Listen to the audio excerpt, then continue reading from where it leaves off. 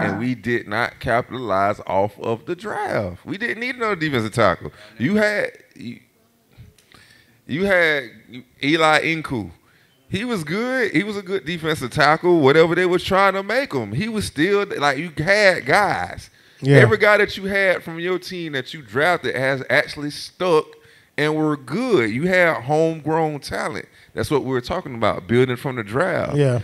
If we're building from the draft, cool. But now you got that missing block. We always gonna be one piece away. What happened when Boye get hurt? What's gonna happen then? Man, listen.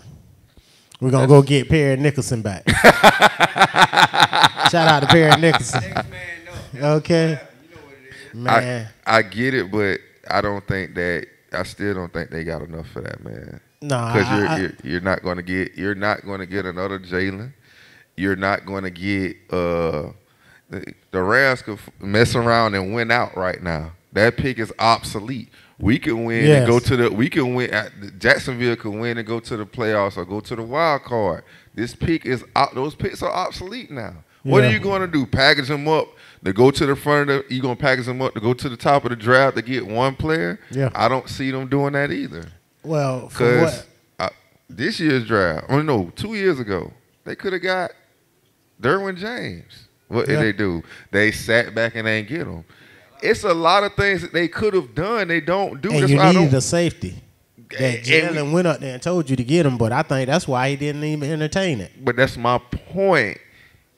Yeah, we got 3 draft picks. What do you think? I trust Jacksonville to do No, I don't. And that was my next point. I don't. When I look at the draft history, I don't understand why so many people are like, oh, we got all these first round. Yeah, we know how great we always. The one dude y'all did pick who ended up being something in the first round, y'all just traded him. I'm just saying. How is Josh Allen doing, if you don't mind me asking? Who? Josh Allen. Josh Allen. Your first round pick this year? Oh, I mean, Kentucky. He fell in their lap. He wasn't even on the board. They was like, oh, my goodness. And that's why they drafted him. Right. I really didn't want him. And the Giants were still trying to reach up to get him from that spot. But my thing was with this particular draft, they could have went back and got a couple of players. They could have got more draft capital. And that's what I wanted to do. And that's the thing, like, he wasn't a positional need, but at the same time, you could still tell that that move just showed me that they were not planning to pay Ngakwe. They was not planning to pay him. That's why he went ahead and took that man. You could have got the Eagles got one of the youngest offensive tackles, right? This guy still ain't allowed over 5 sacks this season, and he's a rookie. You could have got him. You could have traded back and got him. Where the Eagles traded up to get him. So it's a lot of things they could have done to solidify a lot of things, but everything is Tom Coughlin. They went and got a road grader. They went and got the kid from Florida instead. Yeah. Oh, that was great. Yeah, it's great for Tom Coughlin if Tom Coughlin is running the team, but he's not the coach. Yes, that's my biggest problem. He picking like he coaching, and I don't know. It's like some kind of disconnect. Well, we're gonna go into our next one. We got Run Lenny Run. Fournette is now the AFC's leading rusher, believe it or not. Had a great game. Do you guys think that we are approaching the offense wrong and that Fournette should be the focal point of the offense instead of so much passing that we know Delafilippo or Delafippo, whatever his name is, love to do? Yes.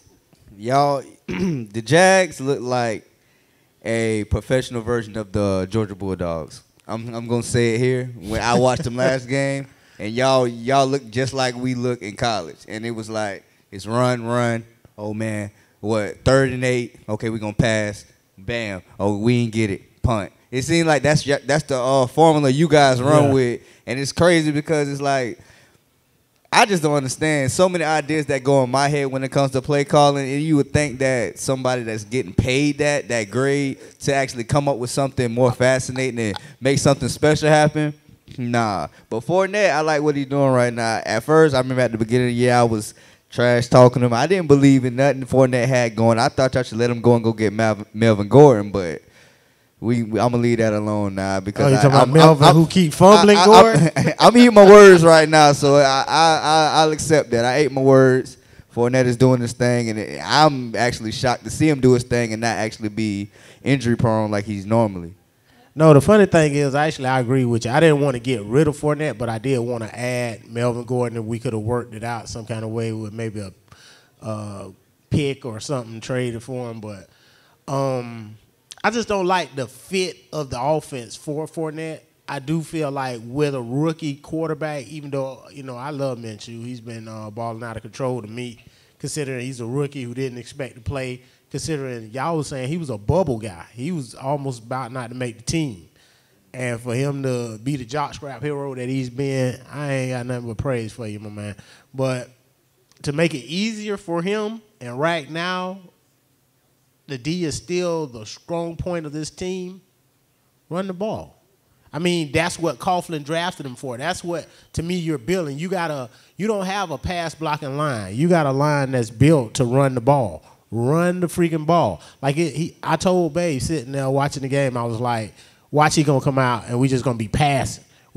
Chalk cooking and they ain't got they corners. Yeah, we going up top. Watch. And we just kept throwing these little passes. I don't know if we call ourselves getting him in rhythm or what, but man, run the ball, man. I think that it's a good thing for Fournette that we are throwing the ball. The reason why he was ineffective last year because they knew we were going to run the ball, and we were forced to make those plays with our receivers. And at the time, you had guys dropping the ball. The only person that was catching the ball was Westbrook. But at the same time, he was a smaller receiver playing either one or two. Now that he's in a slot, where he's a little bit more dangerous. I think I like the fact that they opened the offense up because now they have to respect the pass now because they know that, okay, Gardner can throw. Yeah. Okay. Oh shoot, they got gifted. Now everybody's respecting our receivers as well. So now it's not one-dimensional. So now teams are guessing. So now that you can't put them in that one box, okay, they're going to Fournette us to death. Now defenses can't stop him, and it's making more cushion for him and creating more lanes for him. That's what made the Falcons so dangerous. It was when Freeman was way more, when he was healthy, and when he was healthy, he can pound in between those tackles. And Tevin Coleman. They had a good two-back. They had a great. That's what he came out of at Florida State. That's when he had his best. So, but it's the thing, like when you have a good system where it complements your pass and your run, that man. I remember playing in college, bro. Man, it'll be some Saturdays where it'd be like, damn, I'm playing free safety. I'm tired of getting hit by offensive linemen and tight ends and having to run. Then I got to go through them and hit the runner. I'm tired. Then I got to get ready. Oh, shit, they going up top. You know what I'm saying? Yeah. So now it's like, being in those situations is, like I say, is perfect. Yeah. Because, like I say, if you don't put yourself in those positions and you see it yourself, it's like, okay, Jacksonville got a great offensive strategy, plus they got a defense to go with it. But that's why I said certain pieces are very important that you got to hold on to. I mean, yeah, they are. And I just don't understand sometimes what we are trying to get accomplished. We do weird things. Like we pick the offensive coordinator who doesn't seem to fit with our personnel.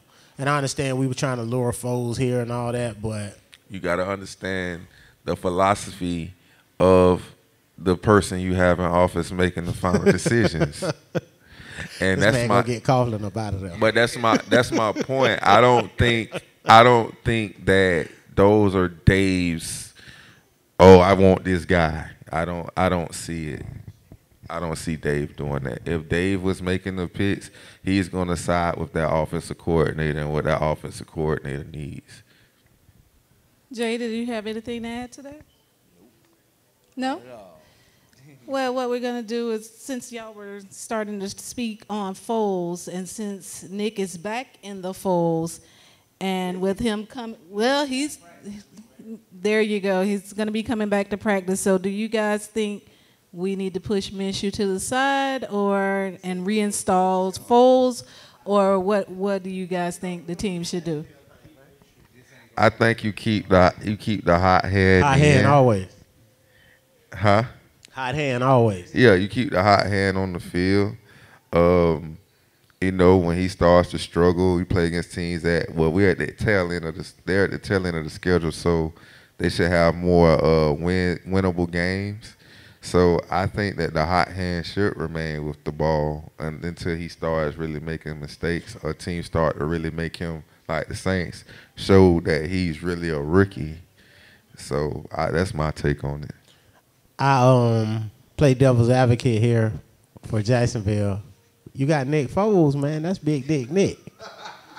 Is you not going to try to see if he can get y'all there on that 6-7 game run? Yes, I would love to. I mean, you got to be tempted. You got to know everybody's like, oh, if we get them back and right for the playoffs, if they anywhere close to the playoffs, you got to know they tempted to put that man in there and let him try to y'all make the do playoffs, what he do. You got to know Nick Foles is the starting QB. You know what I'm saying? He undefeated. Oh, he gonna be. There's no other way around it. Y'all paid him all that money too. Yeah, 88 million. He's in the game all day. It's no way they gonna let that man sit over there. I mean, Minshew could be legendary as a rookie, but Jacksonville, I would be thoroughly shocked if they went ahead and let Minshew start through the playoff and let the chips fall where they may and figure out something in the offseason to get Foles out of here. Because, you know, right now you're in the catbird seat. You're in the same place that the Eagles was for 2 years. You got this guy over here who you believe in under pressure, but I get you, bro. But it's the future. This is thing about sports that don't get talked about. Yeah, those guys come back, but the question you really gotta ask is this guy really healthy? Ready? And if you rush him back and he re-injures himself, you think this guy gonna want to come back? Because you rushed him back into action. And I just think, ride that hot hand for a couple of games. Make sure he's healthy. Make sure he's going through a full practice. Make sure he can take that contact because, a clavicle, that ain't nothing. That's not. He's broke it already. Yeah. Didn't come back good neither. Right. It took him a whole year to get right, and he's already had this happen to him before when he was on fire with the Eagles. Yeah. You know what I mean? And he still didn't come back right because he went to the Rams and he stunk up the place. Yeah. But he was with a bad coordinator and coach. But I'm just saying, I just think they should let him, give him a couple more games. Well, the plan that I heard is because something weird in the players' agreement is because of, I guess he wasn't on season-ending IR, but he was on some kind of IR what designates he won't be able to come back to like week 11 anyway. So the plan is with him coming back to practice, see how he looks. Oh, and, okay. Basically bring him along slow anyway before we actually throw him out there. But I don't trust him. I don't trust it. I just don't trust him, bro. I wouldn't either. I don't trust it. I wouldn't either. I don't trust it. I just think, me personally, I think Minshew, hot hand, you ride it out. I mean, and figure out something with Foles, you figure that out later. And if you need him, Minshew happen to get hurt, you got him. But right now, there's nowhere in the world I'm taking Minshew out. So basically what you're saying is Nick Foles is forever a glorified backup QB, goated. Yeah, I said that when we got him. Remember, I told you I wasn't sold on Foles like that, bro, because he never played the whole season. Now, what happened the first game? Right. He threw a touchdown for y'all immediately. Man, Minshew done threw 15 and 2 interceptions. Who's to say Nick Foles was do the same thing? Josh Stroud. I like Josh Stroud. I love the shoe. Josh Stroud. Foles gonna have to go be the backup somewhere else. Philly. Holla at us, man. Do you think Nick Foles is deserves that money then? So that you had to because of the market. You had to pay him, but just me, what I had came up off it, I ain't like Kirk Cousins for his price check. I ain't like Foles for his check. I told you that personally, bro. I mean, it wasn't even a price check. You got to understand. Look at who you got in the front office. Do not listen. Well, please. Listen. Please give my man some rest. Please, fire TC. I can't, bruh.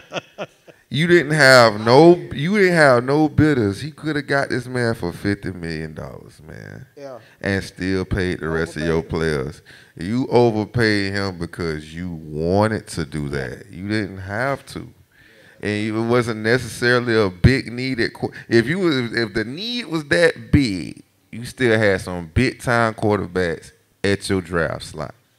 Yeah. You had big time quarterbacks at your draft slot. And even if you was pump faking, you could have got a big ass draft haul then for your spot. You know what I mean? Yeah. And that's all I'm saying. Like, I'm not saying that he didn't deserve that kind of money. What I'm saying is they just overpaid and they didn't have to do that. But Nick, like I say, he need that week 11 rest. You say what? Just keep him on the bench to playoff time, and it's game time for y'all. There you go. You're gonna do him like what's your boy? What was your boy from Seattle? Percy Harvin. Oh. Just keep him over there on ice. That's a perfect example. Cause he went out there and did what for them? Got him a bowl. Super Bowl. Got me. Well, you know, we're getting ready to wind down, so we need to go ahead and get our predictions for this Sunday. The Jets, the Jets versus the Jaguars. So we're going to be home at the bank. Plus, it's going to be the day before that is Cap One's birthday. Yeah. Woo! Happy birthday! Woo! So we're going to go ahead and say that to him right now. He said what? He's Scorpio. When's his birthday? November 2nd. Shout out. We'll be back before then, and then we can wish you happy birthday, too. That's our camera guy, our videographer, Rob Digital. Yes, what is it? Sir. RYP Images. Please contact him and reach out. He does us great. Okay. What do you guys have? I'm taking the Jags yet again by 7 over the Jets. Wait, you got who over who? You got the Jags over the Jets? Over the Jets. By 7? By 7. The Jets is dumpster juice. Man, they got Sam Donaldson.